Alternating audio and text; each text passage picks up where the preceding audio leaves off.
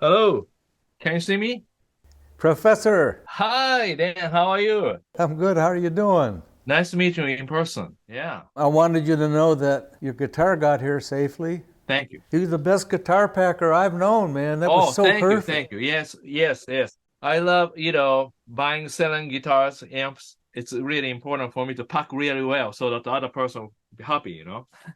You did. I'll tell you, Tomo, it took me about an hour to unpack all this stuff. So nothing went wrong on the trip out. So tell me about the problem here with this 65 Mustang. Yes. When I got the Mustang, the neck was a little bowed, and I tried to fix it a little bit, and then I turned a truss rod nut and just keep moving. And just I just tried many ways, but just doesn't work. So basically, I gave up about the original neck. So I just found 1965 Diosonic Fender. So kind of similar, right? Same size. So I kept playing that way. But then it then doesn't say the Mustang. So so I want to play the original Mustang. Well, it could be a lot of things. It doesn't have a truss rod nut with it. Yes. Somebody could have had a bigger nut than it should have been on it and it spun. Yeah. I've seen them where they come loose down here. Yeah. So if you were turning here, it could be turning at that end and broken. Oh, I see. Yeah. So it could be a bunch of things, and I can't promise that I can fix it, but I'd be very honored to do this for you. Oh, Dan, thank you. Thank you so much. I'm going to call you as soon as I know something. All right. All right. I'm looking forward to it. Thanks. Thank you. See you. Bye. Okay, we're going to get to work on this killer 1965 Fender Mustang that belongs to the great Tomo Fujita. It's got an old Olympic white finish that's yellowed and all checked lengthwise like this. Beautiful. I can sure see why he wants to get this thing playing with its own rightful neck, which is upbowed, I hear. Ooh, it certainly does have a big upbow in it. Oh, that's huge. That must be almost a 16th of an inch. The big question is, what's wrong with this truss rod and why isn't it working? Tomo said that the nut he was working with just kept spinning and spinning and didn't do anything. It could be that the truss rod threads in there, it's hard to see down in that hole, are stripped or overly worn. Or maybe I guess it could have been just the wrong size nut and it wasn't catching. The worst case thing would be if it was spinning because it's loose down here and has pulled out of the anchor or broken off. Let's hope that's not the case, because then I'd have to pull off some wood, dig out the end of the rod, pull the rod out, rethread it, and do all this fancy stuff. So I'm crossing my fingers that's not what we're dealing with here. Since I don't know this neck and how well it's been treated over the years, I'm going to assume that it might have had a little mistreatment, and before I try to put a nut or anything on it, I'm going to do this. I'm going to put a little lubrication on it with some wax, and I would clean the threads up with a die from the Truss Rod Rescue Kit. A die is a metal tool that cuts threads, or in our case, it's going to chase the threads. The threads are there, but they could be kind of bunged up, and this sharp die will go in and clean them up, rejuvenate them. It'll put sharp edges where it's dull. I'll show you what I mean before I do it.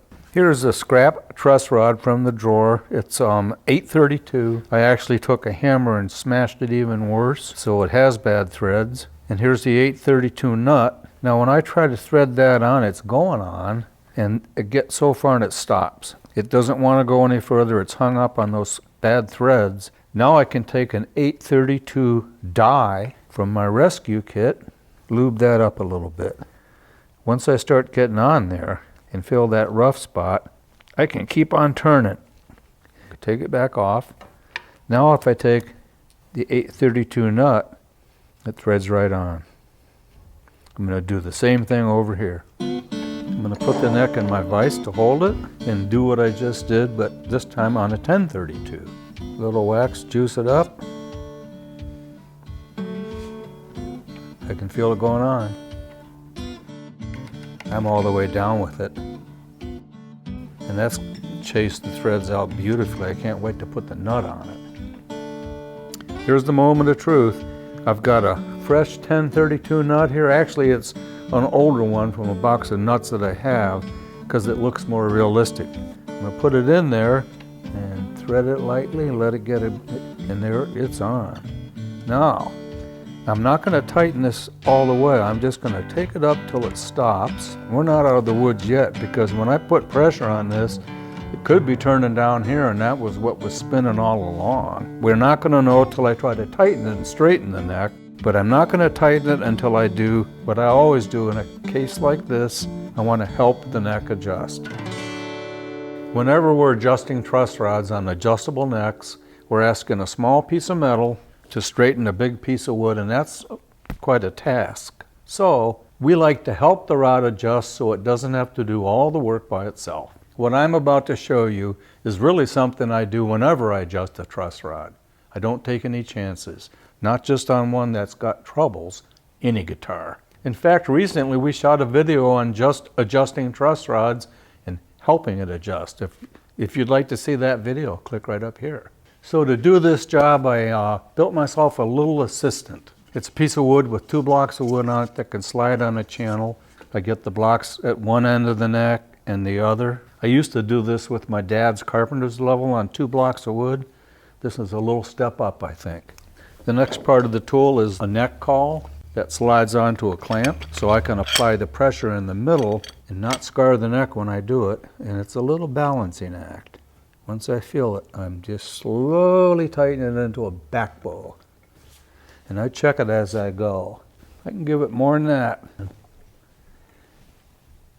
And I've got a big curve going in there now. This is when I will adjust the nut. It's the fun part. It's going in. It's engaged. It's tightening. Feeling good. Uh-oh. I'm getting, shoot. It's doing the same thing Tomo said. It's just spinning and spinning.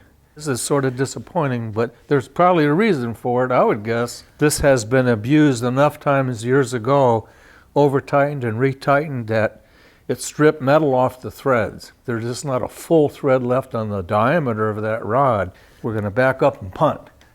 And don't give up, because I have something up my sleeve that I came prepared for in case this happened, and I'll show you. Okay, let's get the truss rod rescue kit back out, and we're going to do something new.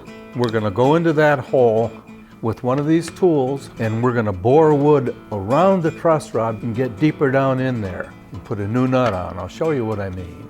Check out this x-ray that my dentist pal took for me of a healthy Fender truss rod. That's the nut. It's at the bottom of the hole, and look at all the thread that's still there. A ton of it. We can use that by getting the nut out of there, taking the truss rod rescue kit out again, and using the cutter that will go in and bore around the rod and remove wood down to here. Then I'm on a new set of threads, and I'll put a new nut on it, and that's going to work.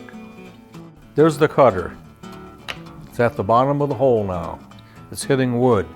Often you're going to find a small metal washer on there. This one doesn't have it in there. I'm glad, because it's hard to get the washer out if that's in there, but I'm lucky there isn't one. Let's see what this does for us. Can you hear it? It's cutting wood. Now you'll have to go in deep, but not all in one fell swoop. I'm going to cut a bit, then empty it out. I'm not at all surprised that we ended up having to do this. It's still the lesser of two evils, the worst being if I had to go down here and dig it up from that end.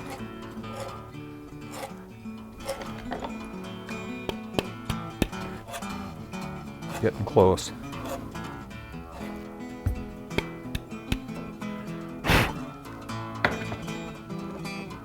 I'm ready. I'm going to clamp it back into a back bow and check this out. If you look at these two nuts, look at the difference in length. This is the one made for this job, to go along with the cutter. It'll go deeper in there on new thread. I'll put a little wax in this one too. Okay, I'm going to try it again. This is for you out there, Tomo. The proof's in the pudding, so wish me well. I sure want this to come out. It's getting tight. Yeah. Okay, here goes nothing. I think I've tightened it quite a bit. Let's check this out. Wow, it looks really straight to my eye, way better. But that's not good enough at this stage. Let's look at it with a straight edge. I'm using a notched straight edge, not just a regular one, because I want to read the fretboard, not the frets. This tells me what's really happening. Wow. If you're seeing what I'm seeing, you're seeing a dead flat fretboard.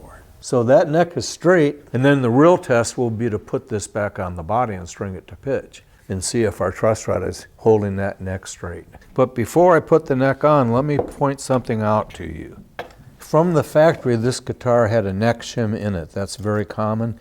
I've actually never seen this shape before, and you can see the imprint of it in the paint down here. It just pressed itself in over the years. I can feel the ridge with my finger. It squashed this down quite a bit. The shims are used in production to set the neck angle to the bridge. If one guitar is a little low on the action or a little high, the shims can tilt the neck. My complaint with this is that with that shim in there, the neck is not contacting the whole surface of the pocket. This is all hollow space and airspace. And you want to get rid of that gap, because that gap can cause problems with that portion of the neck heel. It can create a slight hump that you can barely see, but it means those last frets up here always need to be dressed down, or even you have to remove wood during a fret job. The fix for this is to get rid of this shim and have a shim that covers the entire surface so it's perfect contact between the wood. Over the years, myself and all my friends out there in the business have had to make these shims ourselves, and it's not easy to do. So at StewMac, we have really accurate laser cut wooden shims in 3 different sizes that taper for a 1 degree, a 1/2 degree, and a 1/4 of a degree. That's what you want for best sound, best contact of the neck to the pocket, and to keep from warping it again in the future. The one I'm going to use is the 1 degree because it measures 60 thousandths here. Okay, here we go. We got to put the shim in. Sometimes these will fit perfectly, and sometimes you need a little shaving. This one's just about perfect. So let's get the neck on there and see if this worked and see how it plays.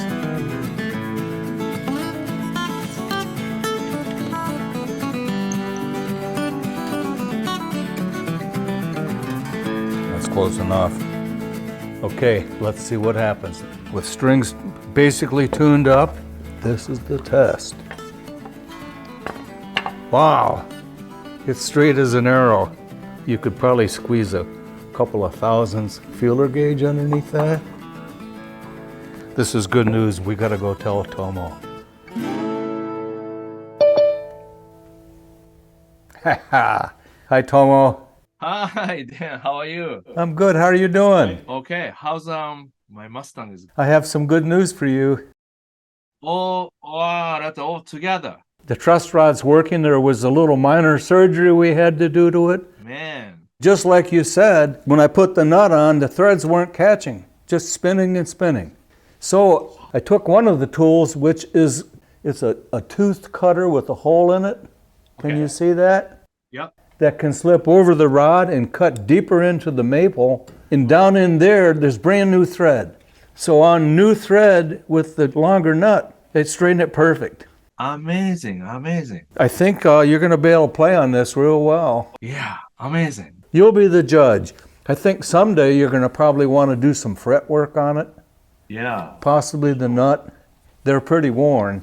Yeah, right. Definitely. Well, I was just thinking, my classes are just over. So next week, I'm free because, winter break. What if I took a trip to Athens to pick up my guitar, but also I can see you? That'd be awesome. Are you serious? Yeah, because I'm off, so it is all possible. Yeah, come out. I would love that. Maybe we could play some songs? Yeah, some song together. Well, let's make plans then. All right, let's make a plan. Yeah. Okay. Hi, everybody. We're back again, and guess what? Tomo wasn't lying. He's here. He came out on his vacation to get this guitar, and I'm going to present it to him right now, sir. Oh, my God. The first time with the neck and the body together for you. Wow. This is amazing. This is straight. I know. I mean, this was like this. I gave up completely. And look at this. The color is so matched now. I love that finish, the way that's. Yes, it's very old. It's awesome. Yeah. Wow. There's one thing that's a little bit different on it Yeah. from the Duosonic neck that you had on, because it had this shim underneath it in the pocket. Okay. Yeah. And I took it out Okay. because I prefer. I remember something in it. Yeah, I sent this. That was factory, but I don't like putting these in because it leaves a hollow airspace. Oh, The that's neck right. sits here and up at the front, and that's the empty. airspace. Ah, right. So I put one of Oh. these in it. I see. We make these shims. This is Oh. exactly the same thickness as that, Wow. and tapers to 0. Oh, so this you're going like smoothly, Yes. then touching the neck and the body Everywhere. together. And it's probably going to sound better than ever. Ringing crazy acoustically, you know. Let's plug it in.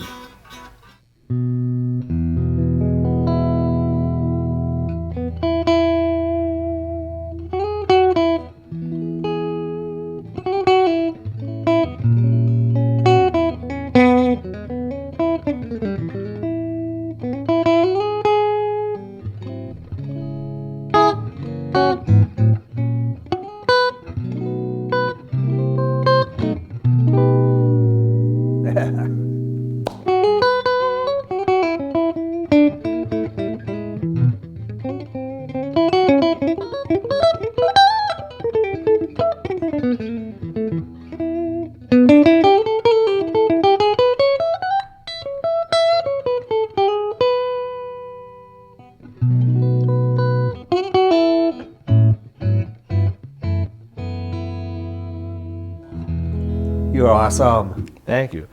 As you see, it's no problem. Amazing.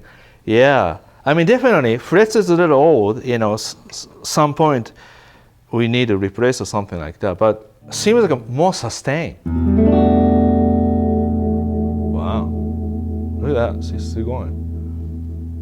Well, thank you so much, Dan. This is I'm amazing. so happy. Dan, I see your guitar here. You brought it. Are you gonna just look at it, or you're gonna play? No, it's just to look at. Okay, but let's play. Let's play something. Oh, I'm not Please. at your league, man. No. Music. All right. Yeah, music. Okay. Yeah, let's do it.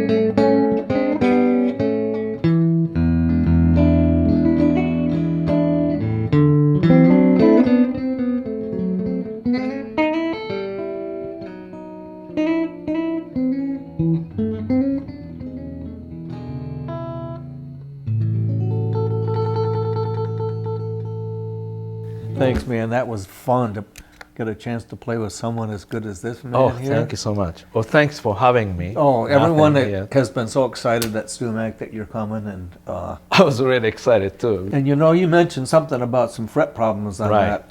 I think I might know somebody that could help you with that. Really? Yeah, Oh, wow. That'd be amazing. that might give you a reason to come back. If we That's- can fix that up for you. Okay, that's amazing. Then I can come back to see you again. We can jam again. How about that? Can't wait. Let's jam now. Okay.